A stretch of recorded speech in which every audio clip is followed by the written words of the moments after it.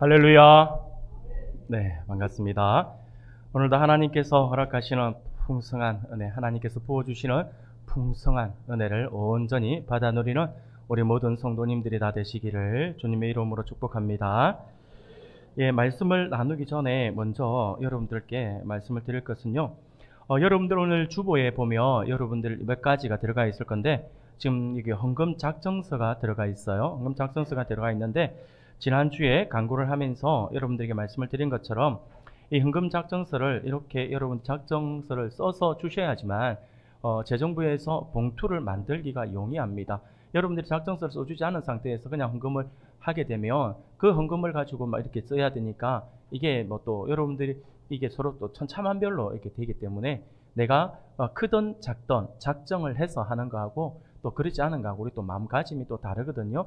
그래서 이 헌금 작정서를 지난주에 강구를 여러분들한테 드린 것처럼 여러분들이 작정을 해서 오늘 헌금 시간에 제출해 주시면 감사하겠습니다. 그래서 볼펜이 지금 없으신 분들은 나중에 맞추고 나서라도 빠르게 제출해서 오늘 중으로 가급적이면 빠르게 해야지만 빠르게 봉투가 지금 내년 되면 뭐 바로 이제 한 주 남았는데 바로 또 헌금 봉투가 나와야 되거든요. 그래서 여러분들이 가급적이면 지금 여러분들 작정서를 지금 쓰셔가지고 나중에 헌금 시간에 헌금 바구니 안에 넣어 주시면 될 것 같아요. 헌금할 때 바구니 안에 넣어 주시고 하면 충분히 재정부에서 이걸 참고해서 작정서를 헌금 봉투를 이제 만들어 둘 것 같습니다. 그래서 헌금 시간에 제출하는 게 좋을 것 같아서 제가 먼저 말씀을 나누기 전에 미리 벌써 여러분들께 지난주에 미리 강구한 바대로 이렇게 먼저 말씀을 드리면서 시작을 하고자 합니다. 사랑하는 성도 여러분, 우리가 계속해서 히브리서 11장의 말씀을 가지고 이 믿음의 장의 말씀을 가지고 우리가 계속해서 말씀을 나누고 있고요. 그 사이사이에 어떤 절기가 있다든지 아니면 특별한 행사가 있으며 우리가 조금 잠시 쉬었다가 다시 출발을 하고 이렇게 하고 있습니다. 이제 오늘 히브리서 11장 31절 말씀을 가지고 라합이 보여준 믿음의 삶이라고 하는 믿음의 모습을 우리가 함께 살펴보면서 하나님의 은혜를 나누고자 합니다. 앞서 말씀을 드린 것처럼 히브리서 11장은 우리가 믿음의 장이다라고 이렇게 이야기를 합니다. 계속해서 이 히브리서 11장의 말씀을 가지고 나누고 있기 때문에 이 부분에 대해서는 더 이제 말씀을 드리지 않아도 여러분들이 잘 알고 계실 것이라 생각들어집니다. 믿음이 무엇인지, 그리고 믿음의 선배들은 그들의 믿음을 어떤 삶으로 나타내고 증거하였기에 하나님께 칭찬을 받을 수 있었는지에 대해서 우리가 계속해서 살펴보고 있었죠. 그리고 앞선 우리의 믿음의 선배들의 그 모습들, 살펴본 모습들을 우리가 잠시 짧게 제가 다시 정리를 해드리면 제일 먼저 우리가 살펴볼 수 있었던 인물은요, 아벨이었죠. 이 아벨은요, 그의 믿음의 증거를 예배의 모습으로 보여줬다라고 말씀을 드렸습니다. 이것을 가장 먼저 하나님께서 언급해 주시는 거예요. 믿음에 대해서 이야기를 하면서 가장 먼저 언급한 것이 아벨의 믿음이었고, 그리고 아벨의 그 믿음인 예배에 대해서 하나님께서 말씀을 해주신 이유가 있어요. 그것은요, 타락한 이후에 하나님의 백성들이 하나님께 나아갈 때는 이제 반드시 예배라고 하는 이 제도를 통해서 하나님 앞에 나아가야 한다라고 하는 것을 우리에게 보여주고 있는 것이죠. 그렇기 때문에 이 예배는요, 하나님의 백성들에게 있어서 없어서는 안 되는 절대적인 것입니다. 그래서 하나님의 백성이라고 하는데 예배 드리지 않아요. 그러면 의심을 해봐야 돼요. 하나님의 자녀라고 한다면 예배가 우선이 되어야 돼요. 예배를 드리느냐, 예배를 드리지 않느냐가 하나님께 나아가느냐, 나아가지 못하느냐, 하나님의 긍휼을 체험하느냐, 하나님의 복을 체험하느냐, 그러지 못하느냐가 달려있다라고 하는 것이죠. 예배 안 드리면서 하나님의 백성이다라고 말을 하는 것은요, 제가 볼 때는 모순이라고 할 수가 있습니다. 그래서 하나님께서 예배의 중요성에 대해서 우리에게 말씀을 해주고 있는 것이죠. 그리고 두 번째는 우리는 에녹을 살펴보았습니다. 에녹은요, 하나님과 동행하는 삶으로서 그의 믿음을 증거해 주었고요. 노아는요, 하나님을 경외하는 마음으로 하나님의 말씀을 실천하는 삶으로서 그의 믿음을 보여주었다라고 하는 것이죠. 그리고 아브라함은 종합 선물 세트처럼 여러 부분에서 전적으로 순종하는 모습을 보여주었기 때문에 그를 믿음의 조상, 믿음의 아버지다라고 하는 칭호까지 받게 됐다라고 하는 것이죠. 그리고 그의 아들이었던 이삭과 그의 손자였던 야곱은요, 축복의 통로로서의 모습, 그리고 요셉은 하나님의 약속의 말씀에 대한 그 확신으로 그들의 믿음의 모습을 보여주었다라고 하는 것이죠. 그리고 우리가 마지막으로 보았던 사람이 바로 모세였죠. 모세는 버림, 내려놓음으로써 그의 믿음의 증거를 나타내어 주고 있었다라고 하는 부분을 우리가 함께 살펴볼 수 있었습니다. 그리고 오늘 본문에는요, 또 다른 한 사람이 등장을 하고 있음을 보게 됩니다. 이 사람은요, 너무나도 놀랍게도 이스라엘 백성이 아니었다라고 하는 거예요. 이스라엘 백성이 아닌 이방 사람이었어요. 그것도 그 당시에, 그 시대에는 남자만 인정을 받던 시대였거든요. 남자만 인정을 받던 그 세상에서 여인으로서 자신의 믿음을 하나님께 보임으로써 하나님께 인정을 받았다라고 하는 것입니다. 바로 여리고 성에서 살았던 라합이라고 하는 한 여인, 그녀의 모습을 통해서 오늘 우리가 믿음이 무엇인지, 그리고 그녀가 어떻게 믿음의 모습을 보여주었기에 하나님께 칭찬받는 믿음을 보일 수 있었는지에 대해서 우리가 함께 살펴보고자 합니다. 사랑하는 여러분, 그러면 이 이방 여인 라합에게 나타났던 믿음의 증거는 과연 무엇일까요? 도대체 이 여인이 보여준 믿음과 그녀의 믿음의 삶이 어떠했기에 하나님께서 인정을 하셨고, 또 히브리서 저자가 믿음의 선진들을 소개하면서 이 히브리서 11장에 그녀의 믿음을 소개하고 있는 것일까요? 성경을 보면 이 라합은요, 아모리 백성이라고 하는 것을 알 수 있습니다. 아모리 족속이라고 하는 이 사람들은요, 가나안 땅에 살았던 원주민 가운데 7족속이 있었어요. 이 7족속 중에 한 민족인데, 하나님께서 이 가나안의 백성들이 들어가게 되면 가나안 땅에 살고 있었던 7민족을 멸망시켜라, 없애라, 쫓아내라 라고 말씀을 하셨거든요. 그래서 하나님께서 멸망시키기로 작정했던 족속 중에 한 족속이 바로 이 아모리 족속이었어요. 라합은 이방 족속인 아모리 사람이었고, 거기에다가 여자였다라고 하는 것입니다. 우리가 알고 있는 바와 같이 조금 전에도 제가 잠시 언급한 것처럼 고대 사회에서 여성의 지위는요, 집에 있는 하나의 소유물과 다를 바가 없었습니다. 그냥 의사소통이 되는 소유물, 내 말을 알아듣는 소유물, 이 정도로만 지급이 되는 아주 여성의 인권 자체가 무시를 당하던 그러한 시대였죠. 그러므로 라합은요, 멸시받는 종족의 여자였다라고 하는 것입니다. 거기에다가 그 여자는요, 보통 사람이 아니었어요. 성경은 그녀를 표현할 때에 항상 앞에 한 단어를 붙여서 설명을 합니다. 이름을 부를 때도 그냥 라합이라고 부르지 않습니다. 무엇이라고 부르죠? 기생 라합이라고 불러요. 기생 라합이라고 표현을 합니다. 그녀의 직업이 기생이었다라고 이렇게 볼 수 있겠죠. 그런데 이 기생이라고 하는 표현은요, 죄송하지만 굉장히 점잖은 표현이에요. 점잖은 표현으로서 기생이라고 하는 단어를 쓰고 있지만, 본래 이 기생이라고 할 때 이 기생으로 번역된 단어를 가만히 보면요, 이 기생이라고 하는 말이 어떤 말이냐면 창녀를 의미합니다. 매춘부를 의미한다라고 하는 것이죠. 그녀는 몸을 팔아서 수입을 얻는 매춘부였다라고 하는 것입니다. 어떻게 보면 당시 사람들로부터도 인간 이하의 취급을 받을 만한 그러한 여성이었다라고 하는 것이죠. 심지어 성경에서도 뭐라고 말씀을 하시냐면 신명기 23장 18절에 보면 이렇게 말씀을 합니다. 창기가 번 돈과 개 같은 자의 소득은 어떤 서원하는 일로든지 내 하나님 여호와의 전에 가져오지 말라. 이 둘은 다 내 하나님 여호와께 가증한 것임이니라 라고 말씀을 합니다. 쉽게 말씀을 드리면 창기가 번 돈을 하나님께서 부정한 것이다 라고 이렇게 여겼다라고 하는 것입니다. 어떻게 보면 인간적으로는 한없이 불쌍하고 가련한 여인이 바로 이 라합이었다라고 할 수도 있습니다. 그런데 이처럼 사회적으로 소외받고 외면받았던 이 라합이 오늘 본문 믿음의 장에서 믿음의 사람으로 소개되고 있다라고 하는 것이죠. 이렇게 소개될 수 있었던 이유가 과연 무엇일까라고 하는 부분들에 대해서 우리가 살펴보아야 한다라고 하는 것입니다. 그녀에게 아주 중요한 사건이 일어났어요. 그 사건이 하나의 도화선이 되었다라고 할 수가 있습니다. 이것은요, 어떻게 보면 이 라합이라고 하는 한 여인에게 중요한 사건이지만 전체 큰 범위에서 보면 이스라엘 전체에게도 너무나도 중요한 사건이었다라고 할 수 있습니다. 라합은 이스라엘 백성들이 여리고성 공격 전에 그곳의 정황을 정탐하기 위해서 여호수아가 2명을 파송하게 됩니다.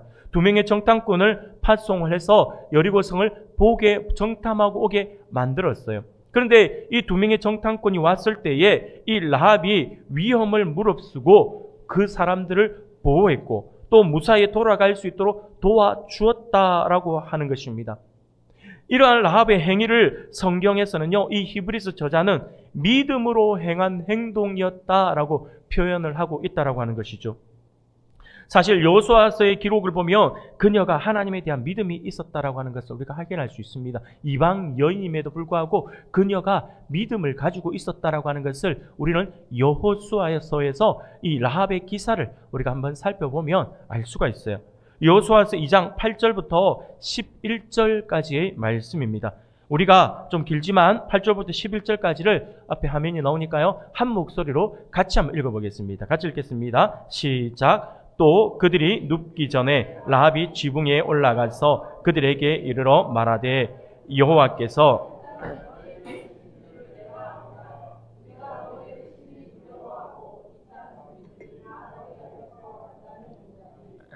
너희가 애굽에서 나올 때에 여호와께서 너희 앞에서 홍해물을 마르게 하신 일과 너희가 요단 저쪽에 있는 아모리 사람의 두 왕 시온과 옥에게 행한 일 곧 그들을 전멸시킨 일을 우리가 들었음이니라.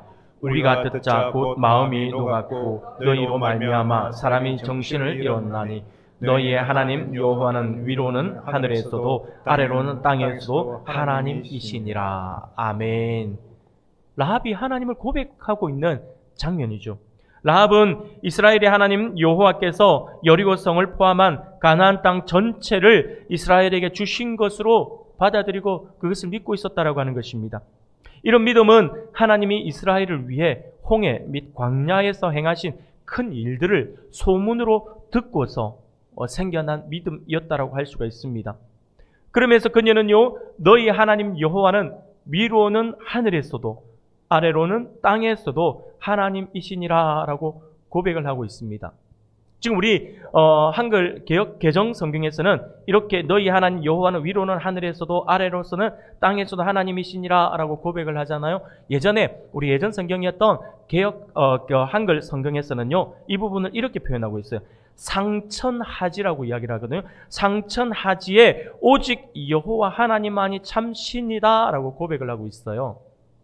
오히려 지금 번역을 하고 있는 우리 개역 개정 성경보다 앞에서의 이 개역 한글 성경이 조금 더 이 부분에 대해서 우리에게 좀 더 강하게 어필하고 있는 것 같다라는 생각이 들어집니다. 오직 여호와 하나님만이 참 신이다라고 고백을 하고 있는 이 모습, 이게 라합의 고백이었다라고 하는 것입니다. 이처럼 라합은 여호와 하나님만이 하늘과 땅에서 유일한 참 신이다라고 굳게 믿고 있었다라고 하는 것입니다. 따라서 라합은 그 하나님을 섬기는 이스라엘의 정탐꾼들이 위태한 상황에 빠져 자기에게 도움을 요청했을 때에 그들을 신고해야 할 적이 아닌 마치 반가운 손님을 맞는 것처럼 맞아들이고 있었다라고 하는 것이죠. 오늘 본문에서 영접하였으므로라고 표현을 하잖아요. 이 영접하였으므로라고 번역된 이 원어를 보면요, 덱사메노스라고 하는 단어인데, 이 덱사메노스라고 하는 단어의 원형인 데코마이라고 하는 단어예요. 근데 이 데코마이는 받아들이다라고 하는 그러한 기본 의미를 가지고 있어요. 고전 헬라어 문헌에서 보면 사람에게 환대를 베풀다라고 하는 뜻으로 쓰여진 단어가 바로 이 데코마이라고 하는 이 단어였다라고 하는 것이죠. 그래서 오늘 본문에서도 이와 같은 의미를 가지고 있다라고 하는 것입니다. 그것으로 우리가 해석을 해야 돼요. 이스라엘 정탐꾼들을 여리고 당국에 신고하는 것이 당시의 시민으로서의 마땅한 의무였을 것이지만 라합은요 도리어 그 사람들을 신고의 대상으로 본 것이 아니라 마치 아주 중요한 아주 귀중한 손님을 맞듯이 그들을 받아들이고 환대해 주었다라고 하는 것이 바로 그것입니다. 그런데 사실 이 여리고성은요 현재의 고고학자들에 의해서 그 성터가 이제 발견이 되었거든요. 근데 그 성터가 발견되고 나서 이 고대 여러 문헌들을 기준으로 해서 살펴보았을 때에 어떤 신학자는 해석하기를 이스라엘이 여리고성을 함락시킬 확률은요 순수한 군사력으로만 본다라고 할 때에 그것을 점령할 수 있는 것은 아니었다라고 하는 거예요. 그러니까 확률로 따지면 100만 분의 1이었다라고 그렇게 주장을 하고 있다라고 하는 것입니다. 가능성이 전혀 없다라고 하는 것이죠. 거기다가 군사력이 그렇다라고 하는, 그러면 이스라엘 백성들이 군사력이 있었냐? 없었죠.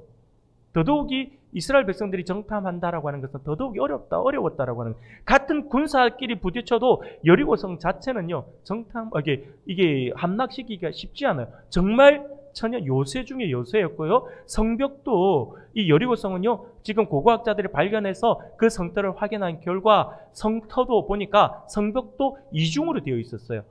바깥에 외벽이 있고 거기에서 한 10m 정도 안으로 들어와서 또 안에 내벽이 또 있어요. 그래서 바깥 외벽을 허물고 들어오더라도 안에 있는 내벽 위에서 다시 공격을 하면 이 점령한다라고 하는 자체가 불가능하다라고 하는 것이죠. 그렇기 때문에 이것은 말이 안 된다라고 하는 거예요. 거기다가 우리가 잘 알고 있는 것처럼 광야 사막을 가로질러 온 유목민인 이스라엘 입장에서는요 이 견고한 성읍을 무너뜨릴 만한 그러한 전력이 전혀 없었잖아요. 군사적인 훈련을 받았던 사람들이 전혀 아니었다라고 하는 것이죠. 그럼에도 불구하고 이 라합은요 지금 라합이 있는 이 상태에서는요 여리고성이 점령되어진 게 아니었어요. 함락되어진 게 아니었어요. 튼튼한 성 안에 지금 라합이 있다라고 하는 것이죠. 그런데 그렇게 견고한 성 안에 있는 라합이 고백하기를 하나님께서 여리고를 이스라엘에게 주실 것이다라고 하는 것을 확신하고 있었다라고 하는 것이죠. 라합의 믿음이 어느 정도였는지를 우리가 생각해 볼 수 있는 부분입니다. 사랑하는 여러분, 그런데 우리가 이러한 라합의 모습을 통해서 알 수 있는 놀라운 사실을 우리가 두 가지 발견하게 되는데요. 그것이 뭐냐면 먼저는 하나님을 접할 수 있는 기회가 없었던 이방 여인 라합이 이스라엘의 소식만 듣고 하나님을 믿었다라고 하는 사실. 누군가에게 복음을 전하지 않았어요. 전하지 않았음에도 불구하고 라합이 하나님을 믿게 되었다라고 하는 것은요, 그녀가 고백한 것처럼 그렇게 홍해를 건너오고 광야를 건너오면서 당신들이 행했던 그 이야기들을 소문으로 들었다라고 하는 거예요. 이야기만 듣고 하나님을 믿었다라고 하는 거죠. 엄청난 거예요. 직접적으로 누군가가 복음을 전하지 않았는데도 불구하고 하나님을 받아들였다라고 하는 것은 기적에 가까운 사실이죠. 그리고 또 다른 하나는요, 그녀의 믿음은 단순히 마음속에만 머물러 있는 믿음이 아니라 그것이 삶의 현장에 표현되는 믿음의 결단으로 나타났다라고 하는 거예요. 정말 대단하지 않아요? 지금 라합이 가지고 있었던 믿음은요, 그냥 단순히 소문으로만 들었던 그 이야기 속의 주인공인 하나님을 받아들이고 믿었는데, 그것을 믿었다 정도가 아니라 그것을 믿고 삶의 현장에서 그것을 실천했다는 거예요. 실천하는 결단을 보여주었다라고 하는 거예요. 이게 라합이 인정받는 그녀의 믿음이었어요. 사랑하는 여러분, 라합이 가진 그녀의 믿음의 증거가 바로 그것입니다. 그것은요, 한마디로 이야기하면 믿음의 결단이었다라고 하는 것이죠. 라합은요, 아주 작은 지식을 가지고 하나님을 최고로 신뢰하는 믿음을 가졌다라고 하는 것입니다. 오늘 보면 31절 말씀을 보니까 믿음으로 기생 라합은 정탐꾼을 평안히 영접하였으므로 순종하지 아니한 자와 함께 멸망하지 아니하였도다 라고 말씀을 합니다. 라합이 정탐꾼을 영접한 그 행위는요, 믿음 때문이었어요. 그것이 믿음 때문이었다고 분명히 오늘 성경은 우리에게 말씀을 해주고 있습니다. 라합은 하나님을 믿었기 때문에 정탐꾼을 영접하는 그 결단을 내렸다라고 하는 것입니다. 이 일은 보통 일이 아니었어요. 정탐꾼을 숨긴 사실이 탄로나면 자기의 목숨을 부지하기 어려울 뿐만 아니라 자신의 동족들로부터 버림을 당할 것은 뻔한 것이죠. 그런 위험에도 불구하고 이와 같은 과감한 믿음의 결단을 한 것은 이 라합 속에 하나님을 향한 신뢰와 믿음이 있었다라고 하는 것을 분명하게 보여주는 대목이라고 할 수 있을 것입니다. 또한 이 라합에 대해서 야고보 사도도 평가를 해요. 야고보 사도도 야고보서 2장에서 라합을 소개를 하기를 이렇게 소개합니다. 야고보서 2장 25절과 26절의 말씀입니다. 또 이와 같이 기생 라합이 사자들을 접대하여 다른 길로 나가게 할 때에 행함으로 의롭다 하심을 받은 것이 아니냐. 영혼 없는 몸이 죽은 것 같이 행함이 없는 믿음은 죽은 것이니라. 아멘. 사랑하는 여러분, 단순하게 라합이 하나님의 소식을 듣고 그 소문을 듣고 하나님을 믿었다라고 끝난 것이 아니었어요. 그녀의 믿음은 행동으로 나타났다라고 하는 거예요. 이게 바로 믿음의 결단이었다라고 하는 것이죠. 단순하게 머릿속에 남아있는 하나님으로 끝난 것이 아니라 그 하나님이 내 삶에 나타나도록 내가 행했다라고, 행동으로 보여주었다라고 하는 것입니다. 그녀의 믿음을 행동으로 보여주었다라고 하는 것이죠. 사랑하는 여러분, 믿음을 삶의 결단과 거기에 따른 행함으로 나타낸 사람의 예로서 지금 이 야고보 사도가 라합을 소개하고 있다라고 하는 것입니다. 라합이 하나님을 믿었기 때문에 하나님 편에 서고자 하는 결단을 내릴 수 있었고, 이 믿음의 결단이 어떤 어려움과 위험에도 불구하고 그 정탐꾼을 숨겨주는 행동으로 나타내었다라고 하는 것입니다. 사랑하는 여러분, 그러면 조금 더 구체적으로 라합이 어떻게 이런 믿음을 가지게 되었는지에 대해서 조금 더 우리가 한번 살펴볼까 합니다. 여호수아서 2장 10절 말씀을 보면 이렇게 말씀을 합니다. 이는 너희가 애굽에서 나올 때에 여호와께서 너희 앞에서 홍해 물을 마르게 하신 일과 너희가 요단 저편에 있는 아모리 사람의 두 왕 시온과 옥에게 행한 일, 곧 그들을 전멸시킨 일을 우리가 들었음이라 라고 말씀을 합니다. 라합은 본래 하나님을 믿는 사람은 아니었다라고 제가 조금 전에도 말씀을 드렸죠. 그런데 어느 날 떠돌아다니는 소문에서 하나님에 대한 말씀을 우연히 들었다라고 하는 것이죠. 하나님이 이스라엘 백성들을 사용하고 계신다. 하나님이 그 백성을 행진시키고 계신다. 그 하나님의 이름이 여호와다라고 하는 말을 들었다라고 하는 것입니다. 이때의 이스라엘 백성들은요, 소문이 안 날 수가 없었어요. 단순하게 이스라엘 민족이라 해서 단 몇백 명 정도가 이동하는 게 아니었어요. 남자 장정만 해도 막 60만, 70만, 이렇게 60만이고, 그리고 거기에 따르는 자녀와 여자와 그리고 어른들까지 다 합하면 많은 학자들이 생각하고 판단할 때에 200만 명, 최소 200만 명의 민족이 움직였을 거다라고 하는 거예요. 여러분, 말이 쉬워서 200만 명이지 이 200만 명이 어느 정도인지 한번 생각해 보셨습니까? 상상이 안 가요. 상상이. 쉽게 말씀을 드리면 우리가 길에 이 사람들이 쫙 설 수도 없어요. 쫙 설 수도 없고, 그냥 단순하게 계산을 해서 한 사람이 이렇게 이동, 우리가 한 100명씩 모여가지고 100명씩 한 줄로 서고 이런 길도 없을 거예요. 100명씩 한 줄로 서고 그 뒤로 한 사람씩 계속 짐도 있고 막 자기 짐도 있고 짐승들도 끌고 가고 하니까 줄을 딱 서도 최소 30km는 늘어질 수 있는 길이에요. 그래서 쉽게 말하면 이때에 온 가족이 짐승과 짐을 지고 가기 때문에 하루에 이동할 수 있는 거리가 그리 많지 않습니다. 안 쉬고 하루에 걸어도 한 30km 정도 걸을 수 있을까요? 못 걸을 거예요. 그 많은 짐을 가지고. 그렇게 우리가 하루에 30km 걷는다 치더라도 제일 뒤에 있는 사람이 선두의 자리까지 오려고 해도 하루가 걸리는 거예요. 그러면 이 엄청난 사람들이 이동을 하면 그 주변에 있는 사람들이 그것을 모를 리는 없겠죠. 엄청난 사람들이 막 몰려오면 얼마나 놀랬겠어요. 가난한 사람들이 모를 리가 없다라고. 그러니까 이 소문을 지금 라합이 들었다라고 하는 것이죠.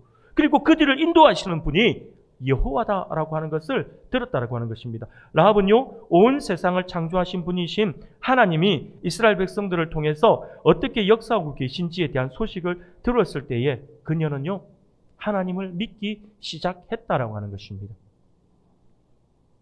정말 라합은 하나님을 믿을 수 있는 환경이나 조건이 아주 어려운 시대를 살았던 여인이잖아요. 그런데 우연히 들려온 소식을 통해서 라합은 하나님을 알게 된 것이죠. 그 소식 속에서 하나님이 그에게 계시되었고, 그리고 그 하나님의 메시지를 듣자 말자 하나님을 자기의 하나님으로 받아들이는 결단을 내렸다라고 하는 것입니다. 사랑하는 우리 성도 여러분, 우리는 사실 이러한 라합을 보면서 죄송하지만 좀 부끄러워해야 합니다. 너무나도 부끄러운 것 같아요. 하나님에 대해서 조금 알아요. 라합이 알고 있는 지식은요 정말 작아요. 소문으로 들은 지식밖에 없잖아요.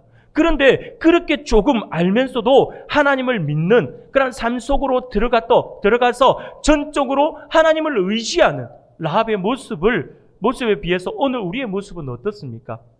우리는요 성경을 통해서 하나님을 배우고 알고 있잖아요. 하나님을 경험한 많은 이웃들의 증언들을 통해서 하나님을 배울 수 있는 기회가 많이 있잖아요. 설교 시간을 통해서 배우게 되고요. 또 여러 공부를 통해서 배우게 되고요. 또 신앙의 간증을 통해서 배우게 됩니다. 하나님이 어떤 분이신지에 대해서 우리는 접하려면 너무나도 쉽게 많이 접할 수가 있는 시대를 살아가고 있어요. 그런 기회가 많음에도 불구하고 우리의 모습은 어떻습니까? 아직도 하나님을 온전히 믿지 못하는 삶을 살고 있지는 않습니까? 전적으로 하나님께 모든 것을 맡기고 의지하는 삶을 살고 있는지 우리가 한번 우리 스스로를 돌아보아야 할 것입니다. 라합은요 얼마나 작은 지식을 가지고 있었습니까? 그럼에도 불구하고 그 하나님이 나의 하나님이시다. 내가 그를 믿으면 그가 나를 구원해 줄 것이다 라고 하는 것을 믿고 의지했다라고 하는 거예요. 얼마나 놀라워요. 사랑하는 성도 여러분, 라합은 어려운 상황 속에서도 결단하는 믿음을 가졌어요. 라합은 어떤 값비싼 대가를 지불하고서라도 하나님 편에서 삶을 살기로 결단했다라고 하는 것입니다. 만일 정탐꾼을 숨겨두었다가 이 사실이 발각될 경우에 라합은요 민족의 반역자로 규탄을 받을 것이고 아마 그 성 사람들에게 돌에 맞아 죽을 수도 있을 거예요. 또한 그의 가족들 또한 마찬가지일 겁니다. 함께 처형을 당하든지 아니면 반역자의 가족이라고 하는 주홍 글씨가 새겨진 채로 그렇게 숨죽이고 힘들게 살아가야 했을 것이다라고 하는 것이죠. 그러한 상황 속에서도 자기의 생명의 창조자이신 하나님 편에서 믿음의 삶을 살기로 결단하고 값비싼 대가를 각오했다라고 하는 것은요 누구나 할 수 있는 일은 분명 아닐 것입니다. 오늘 우리의 모습으로 한번 생각해 봅시다. 우리에게 적용해서 우리가 한번 생각해 봅시다. 만약 우리가 삶의 현장에서 예수님을 믿으면 세금을 더 내야 하고 직장에서 승진할 기회를 잃게 되고 때로는 직장에서 쫓겨나게 된다면 아니면 혹시 내가 자영업을 해도 장소의 제한을 받고 여러 가지 어려움을 계속 받는다라고 한다면 내가 예수 믿는다라고 하는 이유 하나 때문에 수많은 불이익이 나에게 주어지고 내가 엄청난 손해를 보게 되고 내가 한번 예수를 믿고 있는데 한번 뭔가를 포기했을 때에 예수님 믿는 것을 하나 포기했을 때 생길 수 있는 그 수입들이 다 줄어든다라고 그렇게 생각할 정도로 우리가 불이익이 당할 때 그때에 그래도 과연 우리는 하나님을 온전히 믿을 수 있을까라고 하는 것이죠. 내가 예수 믿기 때문에 온전히 믿기 때문에 내가 손해봐야 될 거 다 받고 내가 불이익을 당해요. 예수님 때문에. 그래도 내가 온전히 순전한 믿음의 자세를 유지하겠냐라고 하는 거예요. 이쯤에서 아멘이 나와주시면 저는 할 수 있습니다라고 하는 말씀이 나와주시면 사랑하는 성도 여러분 너무나도 우리의 모습을 한번 돌아보면서 부끄러움을 한번 가져봅니다. 라합과 같은 이런 시험이 주어진다고 해도 이 신앙의 결단을 지키는 삶 속에서 제자의 값을 지불하고 그리스도를 따르기로 결단할 수 있냐라고 하는 것이죠. 이것이 우리에게 굉장히 큰 어려움이지 않겠나라는 생각들을 해보게 됩니다. 그러나 여러분 라합은요 그 작은 지식 하나만으로도 그녀는 모든 것을 포기했고요.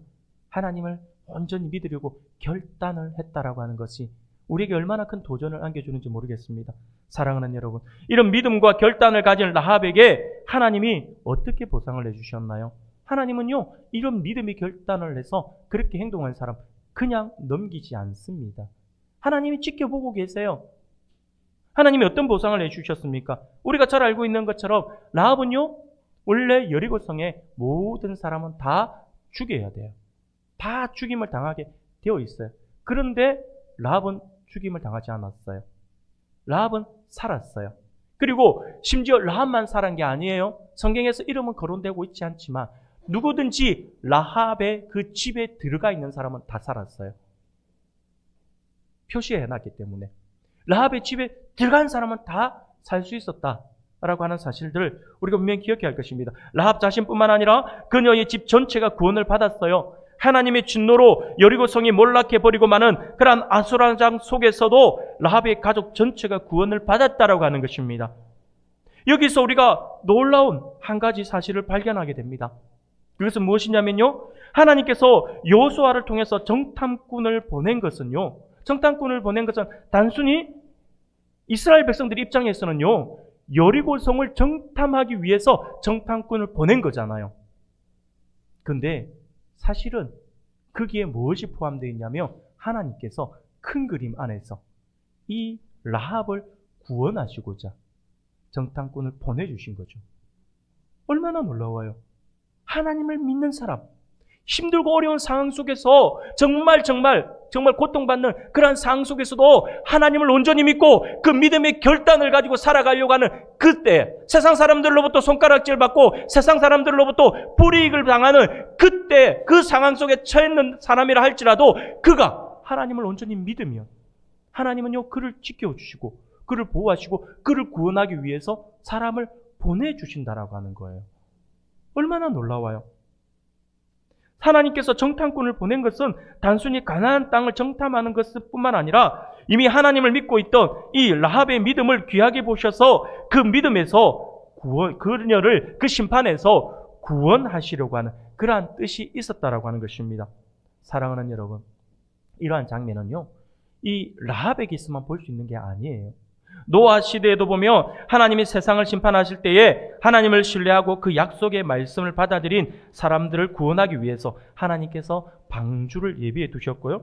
소돔과 고모라가 불로 멸망할 때에 하나님을 신뢰하는 그의 백성을 건져내기 위해서 소돔과 고모라가 불로 멸망하는 그때에 하나님을 신뢰하는 그 백성을 건져내기 위해서 아브라함이라고 하는 사람을 세우시고 그로 하여금 기도하게 만들어 주셨죠. 그래서 롯이 결국 구원을 받았다라고 하는 것입니다. 이처럼 여리고성을 함락하기 전 사랑하는 딸을 구원하시기 위해서 미리 정탐꾼을 보내서 그녀의 마음을 위로하시는 하나님의 섭리를 볼 수 있어야 할 것입니다. 뿐만 아닙니다. 하나님께서 라합에게 주신 명예는요, 단순하게 그 시대에 구원을 받았다, 그녀를 통해서 그의 가족이 구원을 받았다로 끝나는 것이 아니었어요. 라합이 보여준 믿음의 결단은요, 어마어마한 거예요. 구원을 받은 것으로 끝난 것이 아니에요. 마태복음 1장을 보면 그녀가 어떤 복을 받았는지를 우리가 알 수 있어요. 마태복음 1장은 예수님의 족보가 등장합니다. 그 족보에 놀랍게도 라합의 이름이 등장하고 있다라고 하는 것이죠. 온 인류의 구세주이신 예수 그리스도의 가계에 이 여인 라합의 이름이 올라가 있다라고 하는 놀라운 사실을 우리가 보게 된다라고 하는 것입니다. 이 모든 것이 그녀가 가졌던 그 믿음과 그 믿음이 신앙의 결단으로 표현된 결과로 얻어진 축복이라고 할 수가 있습니다. 사랑하는 우리 성도 여러분, 라합은 하나님에 대하여 적은 지식을 가지고도 하나님을 크게 믿는 행동으로 자신의 믿음을 표현했습니다. 그리고 무엇보다 그 어려운 상황 속에서도 자신의 믿음에 대한 결단과 행동으로 자신의 믿음을 온전히 표현했다라고 하는 것이죠. 이것이 바로 하나님께서 기뻐하시고 인정하시는 라합의 믿음이었다라고 하는 것입니다. 사랑하는 우리 성도 여러분, 우리의 신앙에는요, 반드시 믿음의 결단이 필요합니다. 그것이 요구되어지고요, 우리에게 그것이 반드시 필요합니다. 이것은요, 그 시대의 라합에게만 적용이 되어지는 게 아니에요. 우리에게 적용이 됩니다. 그래서 오늘 우리도 신앙생활을 할 때에 반드시 믿음의 결단이 필요합니다. 그 믿음의 결단과 행동이 하나님의 복의 길로 나아가게 하는 길이다라고 하는 사실을 기억할 수 있기를 바랍니다. 성경의 수많은 믿음의 선배들을 한번 우리가 살펴볼 수 있기를 바랍니다. 그들에게는 분명한 믿음이 있었고 그 믿음에 기초한 신앙적 결단과 행동이 따름으로 인하여서 하나님의 놀라운 복을 받았다라고 하는 것입니다. 한 몇 사람만 살펴볼까요? 아브라함을 살펴볼까요? 아브라함은요, 믿음의 결단으로 고향 땅 갈대아 우르를 떠날 때 갈 바를 알지 못한 상태에서 출발을 했어요. 또한 100세에 얻은 아들 이삭을 번제로 바치라고 하는 하나님의 말씀에도 다시 살려주실 것을 믿었기 때문에 직접 번제로 바치고자 하는 믿음의 결단과 신앙적 행동을 함으로써 하나님께 칭찬을 받았다라고 하는 것이죠. 믿음의 조상이 되었다라고 하는 거예요. 야곱도요, 끊임없이 자기 중심적으로 살아가다가 삼촌의 집을 야반 도주하다시피 해서 가나안 땅으로 돌아왔지만 딸 디나가 세겜 족장의 아들에게 겁탈당하고 또 시므온과 레위가 주도해서 세겜 족속을 전멸시키는 등 그 땅에 왔을 때도 그 땅 전주민들과의 불화 속에서 위험 속에서 떨고 있는 그때에 이 야곱은요, 베델로 올라가자라고 하는 믿음의 결단과 행동을 함으로써 가정을 다시 신앙으로 회복시키는 그 길로 나갈 수가 있었다라고 하는 거예요.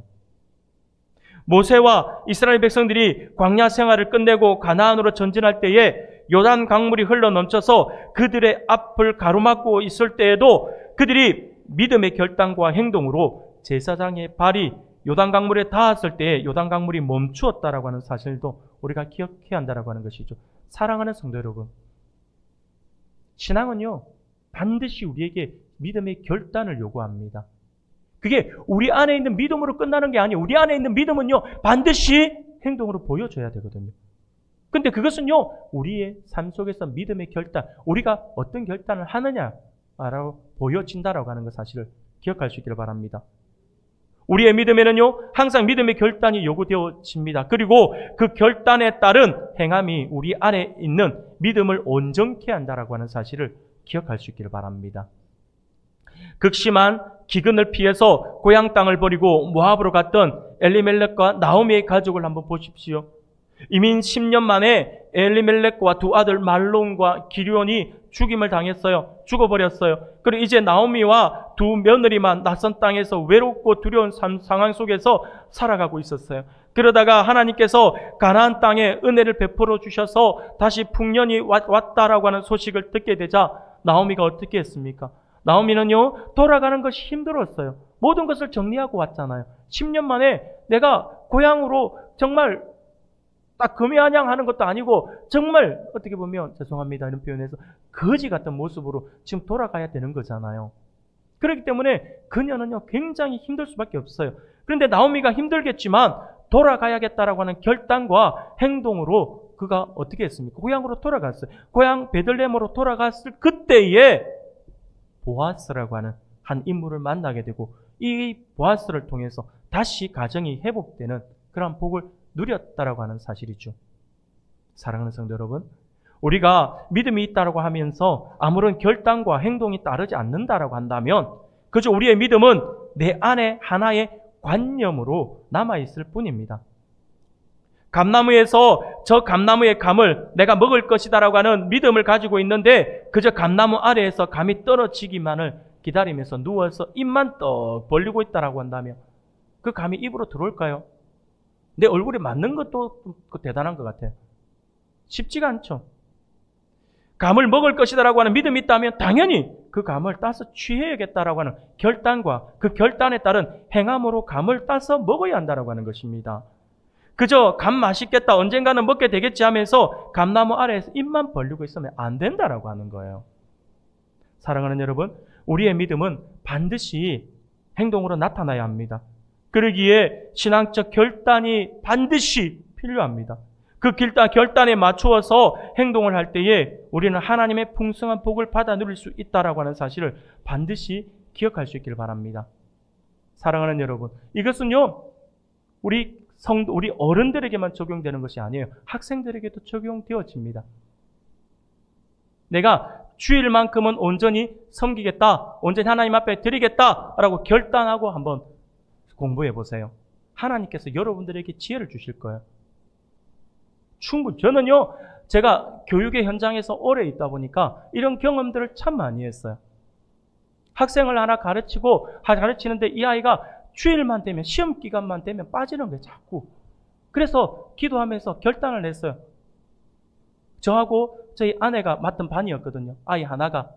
그 아이 하나가 그렇게 전교 1, 2등 다투는 이 아이인데, 이 아이가 그런데 항상 이게 전부 뭐 5등 안에는 들어간 1등을 못 하는 거예요.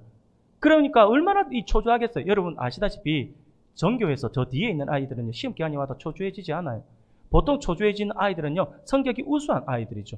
그 아이들이 앞에서 이렇게 공부를 하는데 계속 뒤에 이제 5등 정도, 5등에서 한 뭐 4등 요 정도로 되는데 1등을 못 하는 거예요. 그래서 근데 이 아이가 시험 기간만 되면 한 달 동안 교회를 안 나와요. 계속 공부한다고 안 오는 거예요. 그래서 결단을 하자 해서 저희 아내와 함께 아이에게 이야기를 했어요. 네가 결단을 해서 주일 성수만큼 빠지지 마라. 그 대신에 목사님하고 그땐 제가 전도사 때네요. 전도사님이랑 사모님이 기도할 거야. 그러고 나서 한번 보자. 결과를 보자. 그 대신 평일에 네가 열심히 공부해라. 주일만큼은 온전한 주일 성수를 하고 나서 그 결과를 한번 보자라고 했어요. 어떻게 됐을 것 같아요?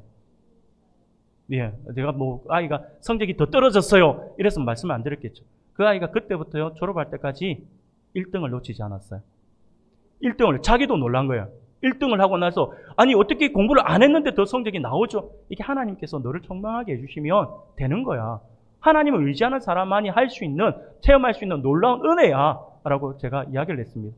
그러거든요, 이 아이가 중학교 때 그랬거든요. 그리고 고등학교 갈 때 결국 특목고를 가더라고요. 지금은 제가 알고 있기로 지금 하도 오래돼서 한 20년 가까이 된 친구인데 지금은 의사가 된 걸로 제가 알고 있어요. 사랑하는 성도 여러분, 뭘 말씀드리고 싶은지 아시겠습니까? 믿음의 결단이었어요. 이 아이는 달라진 것이 하나도 없었어요. 공부는 똑같이 했어요. 근데 믿음의 결단이었어요. 주의를 온전히 섬기겠다. 내가 말씀대에 의지해서 주의를 온전히 섬기겠다. 그러더니 이 아이가 한번 재미 보고 나니까요, 그 다음부터는 시험 기간만 되면요, 교회를 안 오는 게 아니에요. 오히려 교회 더 봉사해요. 오히려 찬양팀에 들어가서 봉사도 하고요, 악기도 다루고 싶어 하고요. 주일이면 오히려 더 재밌게 생활을 하더라고요. 근데 성적이 떨어지지 않아요. 더 올라가요. 이걸 우리가 어떻게 설명할 수 있어요? 하나님께서 하시면 된다니까요. 하나님께서 내가 기억이 안 나는 것을 기억나게 해주시면 얼마나 큰 은혜예요. 사랑하는 성도 여러분, 이게 학생들만의 이야기는 아니에요. 성도들, 어른들도 마찬가지입니다. 주일만 되면 불안해하고 주일만 되면 걱정이 되고 그래서 무언가를 더 해야겠다라는 생각들을 하시는 분들 한번 결단해 보십시오. 이것은요, 목사인 제가 여러분들에게 드리는 권고가 아니라 하나님께서 요구하시는 겁니다. 우리의 믿음은요, 반드시 신앙적 결단을 필요로 한다라고 하는 사실을 잊어서는 안 될 것입니다. 사랑하는 여러분, 우리의 믿음은 반드시 행동으로 나타나야 하고 신앙의 결단이 반드시 있어야 합니다. 오늘 하나님께서 우리에게 주시는 말씀을 기억할 수 있기를 바랍니다. 비록 사람들의 손가락질을 받으며 사회 속에서 소외된 부류에 있었던 라합이지만 그녀는 하나님에 대한 소문을 듣고 그 소문만으로 하나님이 어떤 분이신지를 알고 믿었어요. 그녀의 이 믿음은요, 비록 자신의 나라에게는 배신의 행위가 될 수 있을지는 모르지만 하나님의 뜻 안에서 계획된 모든 일들은 다 이루어진다라고 하는 사실을 믿고 하나님 편에 서서 두 명의 정탐꾼을 숨겨주고 또 무사히 돌아갈 수 있도록 도와주었다라고 하는 것입니다. 라합의 이러한 믿음과 신앙의 결단이 곧 자신과 자신의 가족들을 구원에 이르게 하는 그런 복을 받게 되었고요. 여기에 그치지 않고 메시아, 곧 예수님의 족보에 그 이름을 올릴 수 있는 엄청난 복을 받을 수가 있었다라고 하는 것입니다. 그러므로 이것은 오늘 우리들에게 주는 교훈이 매우 크다라고 할 것입니다. 우리가 믿음이 있다라고 하면서도 그 믿음에 대한 증거를 보여주지 않으면 그 믿음을 확인할 방법이 없어요. 우리의 믿음은 반드시 표현되어져야 합니다. 그리고 그 표현을 하기 위해서는요, 반드시 매일의 삶 속에서 신앙의 결단이 있어야 한다라고 하는 사실을 기억할 수 있기를 바랍니다. 그 신앙의 결단은 우리를 힘들게 할 수도 있어요. 그 신앙의 결단이 우리를 사회 속에서 소외시킬 수도 있고, 부당한 대접을 받게 할 수도 있고, 여러 가지 손해를 입게 할 수도 있습니다. 그럼에도 불구하고 그것이 믿음의 결단이라고 한다면 우리는 그것을 결단코 포기해서는 안 될 것입니다. 그것이 하나님의 축복으로 나아가는 길이 될 것이고 또 제자의 삶이 된다라고 하는 사실을 우리가 분명히 알아서 오늘도 하나님을 향한 온전한 믿음과 그 믿음이 중심이 된 신앙의 결단을 통하여 하나님의 영광을 나타내면서 믿음의 사람이라고 하는 칭찬을 받을 수 있는 우리 모든 은광교회 성도님들이 다 되시기를 주님의 이름으로 축원합니다.